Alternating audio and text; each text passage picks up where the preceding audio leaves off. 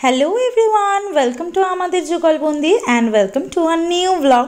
আজকে একটা নতুন ব্লগ নিয়ে তোমাদের কাছে চলে এসেছি। আর আমরা চলে এসেছি আমার মামা বাড়িতে। আমি আর আমার মা হঠাৎ করেই কিন্তু মামা বাড়িতে চলে এসেছিলাম ঘোরার জন্য। আমার বর ছিল না বাড়িতে। মাকে বললাম চলো, অনেকদিন মামা বাড়ি যাওয়া হয় না, একটু ঘুরে আসি। ও মা, গিয়ে দেখি সে এক এলাহি আয়োজন। কি হচ্ছে বুঝতে পারছো? পিকনিক পিকনিক গন্ধ বেরোচ্ছে। হ্যাঁ, আসলে মামা বাড়িতে আমার মামা বাড়ির সবাই মিলে পিকনিক করছে। আমরা যাব সেটা আগে বলেছিলাম, তবে ফাইনালি কিছু জানায়নি। আর মামিরাও আমাদেরকে সারপ্রাইজ দেবে বলে আমাদেরকেও আগে থেকে কোনো কিছু জানায়নি। গিয়ে তো দেখি পিকনিকের সেই এলাহি ব্যবস্থাপনা। আর এই যে আমার বড় মামা পুজো দিচ্ছে। আর পিকনিকটা হচ্ছিল আমার বড় মামার বাড়ির ছাদে। এটা হলো আমার বড় মামার বাড়ি। যাওয়ার সাথে সাথেই মামা দিয়ে দিল লুচি আর ঘুগনি। মা আর আমি মিলে লুচি ঘুগনি খেয়ে নিলাম। আর এই বাড়িটা দেখো, এটা হলো আমার মামা বাড়ির পুরনো বিল্ডিং, যেখানে সবাই এখানে একসাথে থাকতো। এখন তো বড় মামার বাড়িতে বড় মামা থাকে আর অন্য মামা মামিরা থাকে ফ্ল্যাটে। ফ্ল্যাটটাও তোমাদেরকে দেখাবো, ফ্ল্যাটটাও এর পাশে আছে। আর মামাবাড়ির এই পুরনো বাড়িটা দেখলে কিন্তু সেই ছোটোবেলার কথা ভীষণ মনে পড়ে যায়। ছুটি থাকলেই চলে যেতাম মামাবাড়িতে, আর ভাই বোনদের নিয়ে জমজমাটি আড্ডা মজা হতো। এখন তো দিদিদের বোনদের বিয়ে হয়ে গেছে বলে অনেকটাই ফাঁকা ফাঁকা লাগে। আর এখানে দেখো, আমার মা বাপের বাড়িতে গিয়ে একদম বৌদিদের সাথে গল্প জুড়ে দিয়েছে। আর মটনটা যখন বসিয়েছে তখন তো দেখে একটু লোভ লোভ হচ্ছিল। আর এখানে আমার সেজো মামি দাঁড়িয়ে দাঁড়িয়ে মটনের রেসিপিটা কিন্তু জেনে নিচ্ছে। আচ্ছা, আরও একটা কথা বলে দিই, আমার কিন্তু 5 মামা 5 মামি আর অনেক ভাই বোন আর দাদা দিদিও আছে। তো সবাইকে নিয়ে কিন্তু দুর্দান্ত মজা করে কাটে মামাবাড়িতে গেলেই। প্রচুর প্রচুর লোকজন, মজা আনন্দ, গল্প গুজব, হাসি ঠাট্টা, প্রচুর ব্যাপার। আর এখানে চলছে ভেটকি পাতুরির তোড়জোড়। আর সেজো মামি লেগে পড়েছে স্যালাড কাটতে। রান্নাবান্না তো চলছে, ততক্ষণে কিন্তু প্রায় দুপুর হয়ে গেছে। আমার মামা বাড়িতে কিন্তু আবার দুপুরবেলা একটু তাড়াতাড়ি খাওয়া দাওয়া করে নেয়, মানে একদম টাইম মেনটেন করে চলে সকলে। সেই জন্য কিন্তু মামারাও চলে এসেছে, দুপুরবেলার লাঞ্চ টাইম হয়ে গেছে, ততক্ষণে তো এবার খাওয়া দাওয়া স্টার্ট করতে হবে। উনো মাস্টার, উনো মাস্টার, উনো স্টুডেন্ট, এই যে উনো মাস্টার, একটু টাকা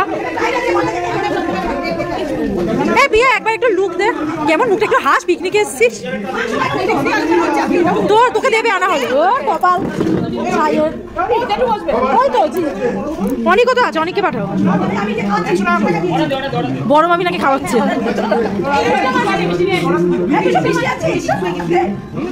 আমরা সবাই এক জায়গায় থাকলে কেমন সরগরম থাকে সেটা নিশ্চয়ই বুঝতে পারলে। অন্যদিকে আমার খালি মাথায় ঘুরছিল রাঁধুনি ঠাকুর মশাইরা না আমাদের এই হট্টগোলে আবার ভুলভাল কিছু রান্নাবান্না করে ফেলে।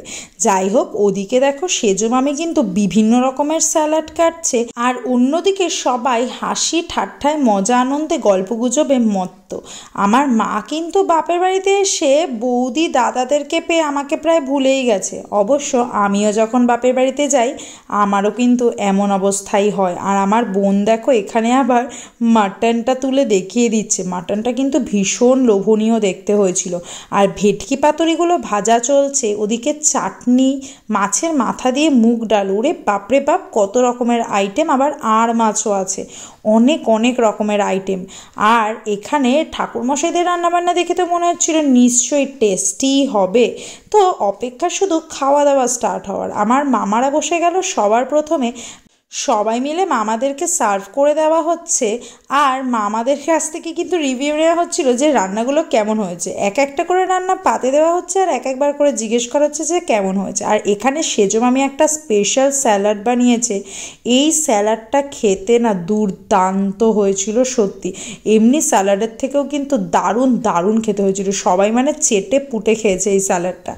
আর এখানে হচ্ছে ভেটকি পাতুরি ভাজা। মোটামুটি রান্না সবই কমপ্লিট প্রায়, শুধু ভেটকি পাতুরিটা রান্না চলছে আর এদিকে পাতে দেওয়া চলছে, মানে একদম গরম গরম খাওয়া দাওয়া চলছে। মামাদের খাওয়া দাওয়া কমপ্লিট হওয়ার পর আমরা ভাই বোনেরা বসে পড়লাম খাওয়া দাওয়া করতে। এখানে বসেছে আমার ভাইয়েরা, 2 ভাই রয়েছে, আর ওই পাশে রয়েছে আমার দাদা। আর এই যে টেবিলটা অ্যারেঞ্জ করা হয়েছে, এখানে আমি, আমার বৌদি আর আমার 2 বোন। এছাড়াও কিন্তু আমার আরও 2 বোন আছে, আরও এক দিদি আছে, যারা বিয়ে হয়ে যাওয়ার কারণে এখন তো সবসময় গেলে ওদেরকে পাই না। খুব খারাপ লাগে, মনটা খারাপ লাগে, বলি যে সত্যি অনেক দিন দেখা হয় না ওদের সাথে। অ্যানিওয়েজ, এটা তো জীবনের অঙ্গ।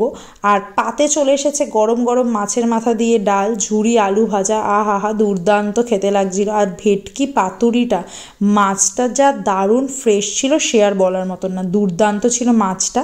স্যালাডটার কথা তো আগেই বললাম। আর মাটনের বাটিও কিন্তু চলে এসেছে। আর এখানে দেখো আমার বোনেরা খাবে কি, গল্প করতেই বেশি ব্যস্ত। আর মাটনটাও কিন্তু দারুণ নরম হয়েছিল খেতে, সত্যি বলতে। মাটনের পিসগুলো যেমন সুন্দর ছিল আর তেমন কিন্তু টেস্টিও হয়েছিল। সত্যি হালকা পাতলার মধ্যে মাংসর ঝোলটা রান্না হয়েছিল আর খেতে কিন্তু দুর্দান্ত হয়েছিল। আমি তো দ্বিতীয়বার ভাতও নিয়ে নিলাম, যে এত দারুণ হয়েছিল মাটনটা। বলে না মামা বাড়ি ভারী মজা, কিল চর না, এই হলো মামা বাড়ির মজা। মামা বাড়িতে গেলেই কিন্তু এই রকম হয়। আর ওই যে আমার মা বলছিল যে এই বাবা আমরা হঠাৎ করে চলে এসেছি, আমি যেগুলো কোনো ফ্যাক্টর না, আফটার অল মামা বাড়ি বলে কথা। আর শেষ পাতে চলে এসেছে আমাদের চাটনির মধ্যে বড় আমসত্ত্বটা দেখেই যেন মনের মধ্যে একটা স্যাটিসফাইং ভাব আসছিল। আর আমাদের খাওয়া দাওয়ার শেষে বসে গেল আমার মামিরা আর আমার মা, মানে এখানে আবার বৌদি ননদের জুটি, সবাই মিলে খাওয়া দাওয়া করছে। আর ওদিকে গল্প গুজব চলছে। এপাশের টেবিলে বসেছে আমার বড় মামি আর ভালো মামি, আর ওদিকে বেঞ্চে বসেছে আমার মা, ছোটো মামি, মেজো মামি, সেজো মামি। সবাইকে একসাথে দেখে কিন্তু ভীষণ মজা হয়, ভীষণ আনন্দ হয়। মামা বাড়িতে গেলে একটা মুহূর্ত কিন্তু বোর হই না, মানে এত লোকজন ওখানে, এত লোকজন যে সারাক্ষণ সময়টা যে কিভাবে কেটে যায় সেটা বুঝতে পারি না। আর আমার বোনেরা দেখো, আমার বোনেরা আর আমার বৌদি একদম সার্ভ করতে ব্যস্ত।